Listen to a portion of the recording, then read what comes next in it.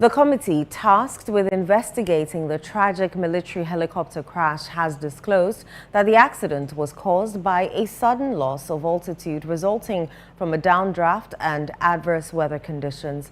The committee, chaired by National Security Coordinator DCOP Abdul Osman Razak, was constituted shortly after the August 6 incident, which claimed the lives of 8 people, including 2 ministers of state.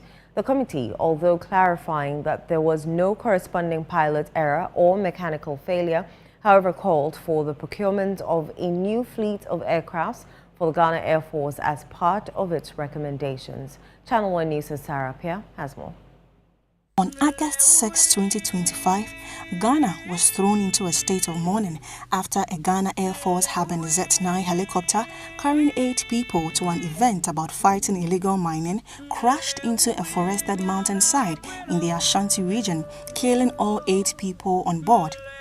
The 8 lives included the Minister of Defense, Dr. Edward Omane Boama, the Minister for Environment, Science, Technology and Innovation, Dr. Ibrahim Mutala Mohammed, and the Acting Deputy National Security Coordinator, Limona Mohammed Muniru. The rest were Vice Chairman of the ruling National Democratic Congress, Samuel Sapong, former parliamentary candidate Samuel Abuaje, Squadron Leader Peter Ba Femi Anala, Flying Officer Chum Ampedu, and Sergeant Ernest Ado Mensah. Announcing the report of the committee after 3 months of intensive investigations, aviation expert and committee member Captain Retired Paul Fojo explained that the helicopter lost altitude and left due to a sudden downdraft. He further noted that while the aircraft was airworthy, it lacked some additional safety features.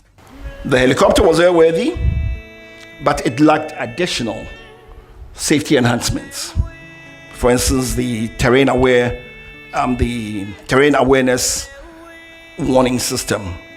Now, the terrain awareness warning system, for instance, is predictive. It warns you and puts the pilots in the position to make better judgments. They lack the additional safety enhancements required for the weather phenomenon over that terrain.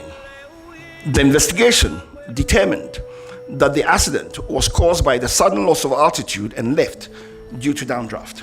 The investigation also revealed that there was no flight data monitoring system in operation at the time of flight. We looked at flight monitoring and realized that there was no flight data monitoring also taking place. For flight following and tracking of aircrafts, we realized that it was also not there. There's no secondary surveillance radar, no automatic dependent surveillance broadcasts, or any other real-time tracking of aircraft. In a bid to prevent future occurrences, the committee has made an urgent appeal for the immediate retooling of the Ghana Air Force with a modern fleet of aircraft that are fully equipped and fit for purpose.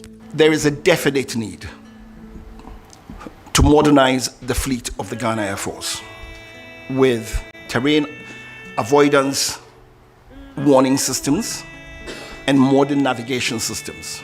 As the nation continues to recover from the tragic loss, the committee's recommendations now place renewed attention on the safety of Ghana's air operations. It is hoped that swift action will be taken to ensure that such a devastating incident never occurs again. Reporting for Channel One News, I am Sarah Apia.